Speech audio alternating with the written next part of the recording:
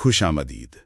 آج ہم سیرت النبی صلی اللہ علیہ وسلم کے ایک خاص دور پر بات کر رہے ہیں، یعنی آپ صلی اللہ علیہ وسلم کی نوجوانی کا زمانہ، نبوت سے پہلے کا۔ ہمارے پاس سیرت کی تحریروں سے کچھ اقتباسات ہیں، اور آج ہم کوشش کریں گے کہ آپ صلی اللہ علیہ وسلم کی زندگی کے ان پہلوؤں کو سمجھیں جب آپ کی عمر تقریباً 15 سے 20 سال تھی، اور دیکھیں کہ ان واقعات کی کیا اہمیت ہے۔ جی، اور یہ واقعی ایک ایسا دور ہے جس کے بارے میں ہمیں بہت زیادہ تفصیلات نہیں ملتی۔ ہاں، یہ بات اہم ہے۔ کیوں؟ کیا وجوہات تھیں اس کی؟ دیکھیں، کئی باتیں ہیں۔ ایک تو یہ کہ اس وقت کوئی خاص تاریخ نویسی تو ہو نہیں رہی تھی، صحیح۔ کسی کو اندازہ بھی نہیں تھا کہ آپ صلی اللہ علیہ وآلہ وسلم اللہ کے نبی بننے والے ہیں۔ پھر مکہ میں لکھنے پڑھنے کا رواج بھی آپ جانتے ہیں بہت کم تھا۔ بالکل۔ اور وہ لوگ جو ان واقعات کے شاید گواہ ہوں، وہ بعد میں یہ سب بتانے کے لیے زندہ بھی بہت کم رہے۔ اچھا، تو تفصیلات کم ہیں، لیکن کچھ چیزیں تو ہمیں معلوم ہیں، جیسے آپ صلی اللہ علیہ وآلہ وسلم کا پہلا پیشہ۔ جی بالکل، وہ ہمیں مستند حدیث سے پتہ چلتا ہے، بخاری شریف میں ہے۔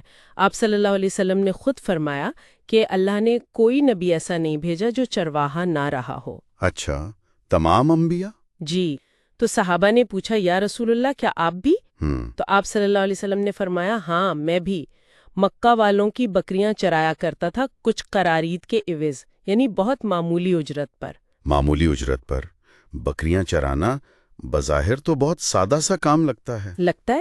لیکن اصل میں اس میں اللہ کی بڑی حکمتیں پوشیدہ تھیں۔ مثلاً کیا حکمتیں ہو سکتی ہیں؟ دیکھیں، ایک تو چرواہے کو تنہائی بہت ملتی ہے، صحیح۔ غور و فکر کا موقع ملتا ہے، روحانیت بڑھتی ہے، پھر وہ فطرت کے قریب ہوتا ہے، اللہ کی تخلیق پر سوچتا ہے۔ ٹھیک۔ دوسرا، بھیڑوں کی دیکھ بھال کرنا، یہ لیڈرشپ سکھاتا ہے۔ اچھا، وہ کیسے؟ ہر جانور الگ ہے، اس کی ضرورت الگ ہے، ان کو سمجھنا، ان کا خیال رکھنا، خطرات سے بچانا۔ جی اور عاجزی بھی شاید؟ یقیناً، چرواہوں میں عموماً عاجزی ہوتی ہے، اور محنت سے کمانے کا سبق خود انحصاری۔ جی ہاں، یہ بات آپ صلی اللہ علیہ وسلم کی پوری زندگی میں نظر آتی ہے، سادگی، محنت کی عظمت۔ بالکل، جیسے سورۃ الضحیٰ میں بھی اشارہ ہے نا کہ اللہ نے آپ صلی اللہ علیہ وسلم کو یتیمی میں پایا، سہارا دیا، ضرورت مند پایا، غنی کر دیا۔ یعنی یہ ابتدا تھی، ایک تیاری تھی۔ جی، نچلے سے شروع کر کے اوپر جانے کی تربیت۔ بہت خوب۔ اچھا، اب تھوڑا آگے چلتے ہیں۔ جب آپ صلی اللہ علیہ وسلم کی عمر کوئی 15 سال کے قریب تھی، ایک جنگ کا ذکر آتا ہے، حرب الفجار۔ جی، فجار یعنی گناہ کی جنگیں۔ یہ اصل میں قبائلی جھڑپیں تھیں۔ کن کے درمیان؟ ایک طرف قریش اور ان کے حلیف قبیلہ کنانہ، دوسری طرف قیس اعلان قبیلہ جس میں بنو حوازن مشہور تھے۔ اور وجہ کیا بنی ان جنگوں کی؟ وجہ یہ تھی کہ کنانہ کے کسی آدمی نے حوازن کے ایک بندے کو قتل کر دیا تھا۔ اوہ! تو بدلے میں حوازن نے حرمت والے مہینوں کا بھی لحاظ نہیں کیا اور حرم کے قریب ہی قریش پر حملہ کر دیا، اسی لیے فجار کہا گیا، حرمت پامال ہوئی۔ سمجھ گیا۔ اور اس جنگ میں نوجوان محمد صلی اللہ علیہ وسلم کا کیا کردار تھا؟ روایت میں آتا ہے کہ آپ صلی اللہ علیہ وسلم اپنے چچاؤں کے ساتھ تھے، اور آپ صلی اللہ علیہ وسلم کا کام یہ تھا کہ جو تیر دشمن کی طرف سے آتے اور نشانے پر نہ لگتے انہیں جمع کر کے اپنے چچاؤں کو دیتے تھے۔ یعنی براہ راست لڑائی میں شامل نہیں تھے۔ فریق تھے۔ دلچسپ بات یہ ہے کہ آپ صلی اللہ علیہ وسلم نے بعد میں فرمایا کہ مجھے اس میں شرکت پر کوئی افسوس نہیں، جبکہ یہ گناہ کی جنگ تھی۔ جی، یہ نقطہ اہم ہے، شاید اس لیے کہ قریش کا موقف دفاعی تھا، وہ اپنے قبیلے اور ایک طرح سے حرم کا دفاع کر رہے تھے۔ اچھا۔ تو اگرچہ جنگ کی بنیاد غلط تھی، لیکن اپنے دفاع میں کھڑا ہونا شاید اس پر افسوس نہیں تھا۔ یہ ایک اہم پہلو ہے۔ ٹھیک ہے، اب اس سے چند سال بعد کا واقعہ، جب آپ صلی اللہ علیہ وسلم 20 سال کے لگ بھگ تھے۔ حلف الفضول، یہ بہت مشہور ہے۔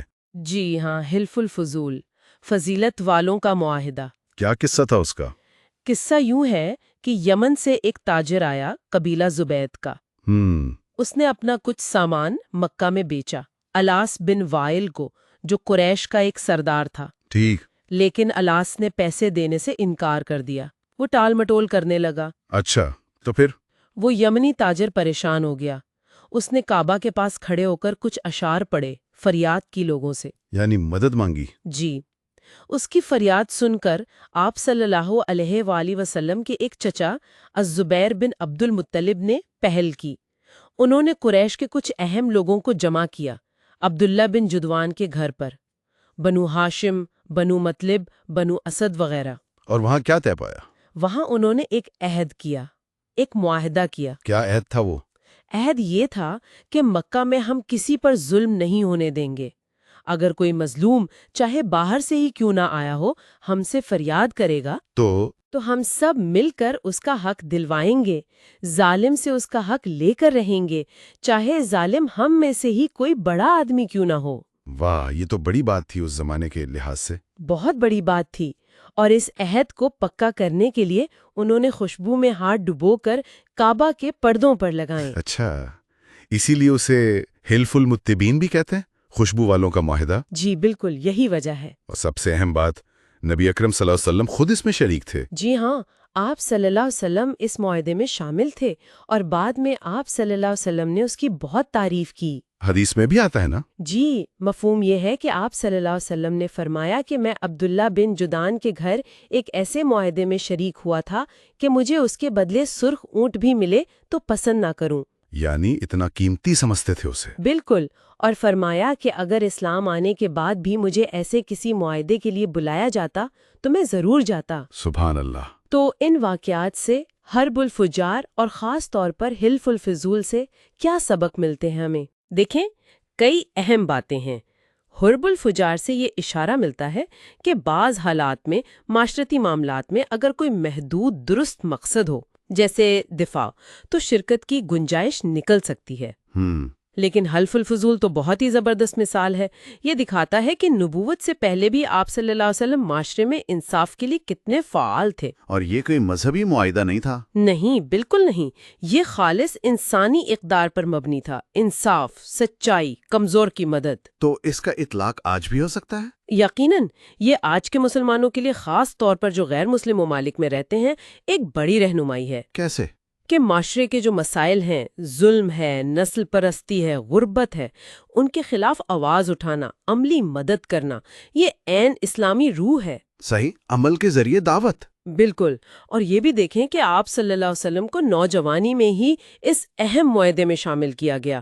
یہ آپ صلی اللہ علیہ وسلم کی عزت، آپ کی سچائی، آپ کی آئندہ قیادت کا اشارہ تھا۔ جی ہاں، اور یہ بھی کہ زمانہ جاہلیت میں بھی اچھائی کی رمق باقی تھی، جو انصاف اور شرافت کی قدر کرتے تھے۔ تو خلاصہ یہ ہوا کہ آج ہم نے دیکھا کہ آپ صلی اللہ علیہ وسلم کی نوجوانی کے یہ تجربات، چرواہے کے طور پر، پھر ان سماجی معاملات میں شرکت، یہ سب آپ صلی اللہ علیہ وسلم کی شخصیت کی تعمیر میں اہم تھے۔